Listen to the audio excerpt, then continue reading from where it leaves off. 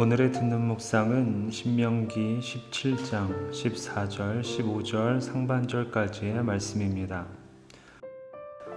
내가 내 하나님 여호와께서 내게 주시는 땅에 이르러 그 땅을 차지하고 거주할 때에 만일 우리도 우리 주위의 모든 민족들 같이 우리 위에 왕을 세워야겠다는 생각이 나거든 반드시 내 하나님 여호와께서 택하신 자를 내 위에 왕으로 세울 것이며 내 위에 왕을 세우려면 내 형제 중에서 한 사람을 할 것이요. 아멘. 오늘 본문이 포함된 신명기 17장 14절에서부터 20절까지는 이스라엘의 왕이라는 표제가 붙어 있는 내용입니다.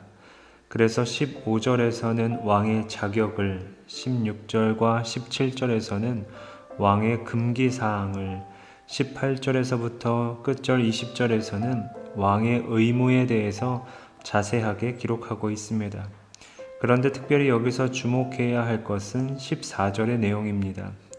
만일 우리도 우리 주위의 모든 민족들 같이 우리 위에 왕을 세워야겠다는 생각이 나거든 이라는 부분입니다.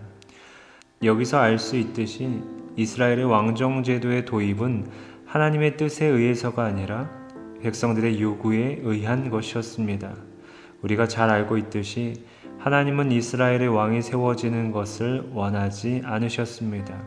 사실 이스라엘 사회에서는 왕정제도가 필요 없었습니다. 왜냐하면 이스라엘은 하나님께서 직접 통치하시는 신정국가였기 때문입니다.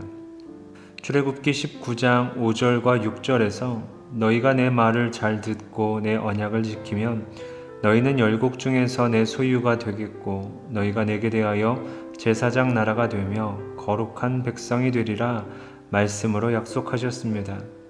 그럼에도 불구하고 이처럼 하나님께서 왕에 대한 규례를 주신 것은 이스라엘이 주변 국가들의 영향을 받아 인간적인 욕심에 따라 왕정제도를 원할 것을 알고 계셨기 때문입니다. 사무엘상 8장에서는 그들이 나를 버려 왕이 되지 못하게 함이라 하셨던 책망을 통해 하나님의 마음이 무엇인지 더욱더 명확하게 알 수 있습니다. 하지만 그럼에도 불구하고 하나님이 이스라엘의 왕정제도가 도입될 것을 미리 아시고 그에 따른 규례를 마련해 두신 것은 그분의 놀라운 경륜이 숨어 있습니다. 하나님은 이것이 옳지 않은 것을 아셨음에도 불구하고 그것을 묵살하기에는 이스라엘 백성들이 너무나 어리석고 둔한 것 또한 아셨습니다.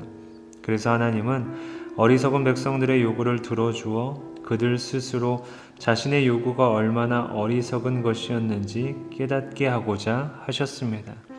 참으로 하나님은 인간의 약함을 아시며 그것을 무시하지 않으시고 배려하시는 긍휼의 하나님이십니다. 사랑하는 성도 여러분, 하나님은 우리의 약함을 아시고 그에 대해 많은 배려를 아끼지 않으십니다. 그러나 우리가 명심해야 할 것은 그렇다고 해서 우리가 하나님의 배려를 기대하며 항상 약함 중에 머물러 있어서는 안 된다는 사실입니다.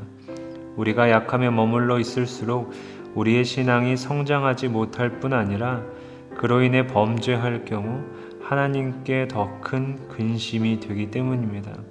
우리는 한 발짝 더 나아가 우리의 연약함을 아시고 배려하시는 하나님의 은혜를 감사하되 약함에만 머물러 있지 않고 믿음의 장성의 분량에 이르기까지 자라나야 하는 것입니다. 뿐만 아니라 비록 배려를 통해 우리에게도 보호자이자 통치자인 왕을 세울 수는 있겠지만 참으로 왕 대신 하나님만을 섬기는 신앙 또한 지켜나가야 할 것입니다. 오직 하나님만을 진정한 왕으로 인정하고 그분의 말씀에 우리의 모든 의지와 생각을 순종하는 신광의 모든 성도님 되길 우리 주님의 이름으로 축복합니다. 생각해 볼 질문입니다. 연약함으로 인해 받았던 하나님의 배려가 있으셨나요? 오늘 주신 말씀과 마음들을 기억하며 잠시 기도하도록 하겠습니다.